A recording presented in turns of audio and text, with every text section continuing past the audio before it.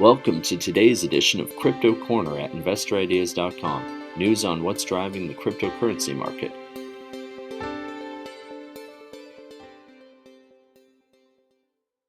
Hello everyone, this is Sam Mowers here. Welcome back to the Crypto Corner podcast. For news today, PayPal is launching a USD-backed stablecoin. Bitfarms has started a deployment plan in Paraguay, and WFLD has acquired an interest in Bosonic. Just before we get into the show, though, a quick reminder that if you enjoy this podcast, please feel free to share it or leave us a review. As always, I recommend checking out some of the other podcasts on InvestorIdeas.com. This includes the Cannabis Podcast, the Clean Tech and Climate Change Podcast, along with many others, all of which will bring you up to speed on the latest stock news and trends in their respective spaces. Right, so PayPal Holdings Inc., which trades on the NasDaq as PYPL, has announced the launch of a US dollar-denominated stablecoin simply called PayPal USD, with a ticker PYUSD. PayPal USD is 100% backed by US dollar deposits, short-term US treasuries, and similar cash equivalents, is redeemable 1-to-1 for US dollars, and is issued by Paxos Trust Company. Dan Schulman, PayPal's president and CEO, said, quote, "The shift toward digital currencies requires a stable instrument that is both digitally native and easily connected to fiat currency like the US dollar. Our commitment to responsible innovation and compliance, and our track record delivering new experiences to our customers, provides the foundation necessary to contribute to the growth of digital payments through PayPal USD." End quote.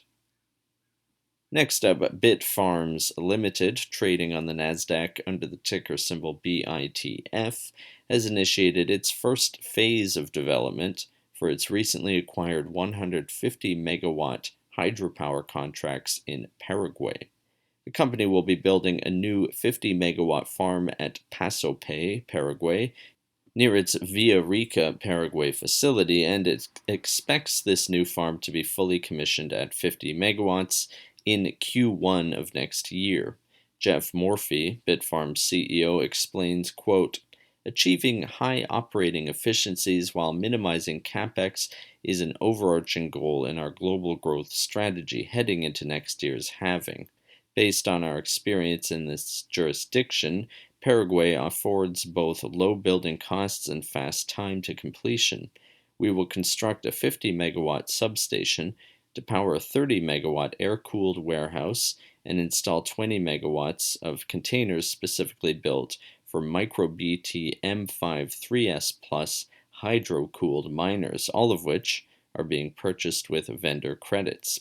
These credits significantly reduce our overall cash outlay and will leverage cash-on-cash returns." End quote. Lastly, for today, WFLD Technologies Inc., which trades on the TSXV under the ticker WFLD, has announced an acquisition of interest in Bosonic Inc. This was done through a definitive share agreement with Earth Corporation, or EarthCo. Bosonic, according to the press release, develops unique technology that facilitates the trading, clearance, and settlement of digital assets and digital asset securities, with a focus on eliminating counterparty credit and settlement risk on centralized exchanges. In a prior press release, WFLD CEO Levy Cohen commented, quote, "At WFLD, we're dedicated to pioneering advancements in the blockchain and decentralized finance ecosystem. As a part of this commitment, we are thrilled to announce our proposed strategic investment in Bosonic Inc. This investment embodies our ongoing strategy to not only meet, but exceed the expectations of our high net worth and institutional investors at WFLD Capital, who demand reliable and secure liquidity solutions from both decentralized and traditional exchanges." End quote. That does it for today's Crypto Corner. If you would like to be a guest or sponsor for this podcast, contact InvestorIdeas.com. Investor Ideas reminds all listeners to read our disclaimers and disclosures on the InvestorIdeas.com website. This podcast is not an endorsement to buy products, services, or securities.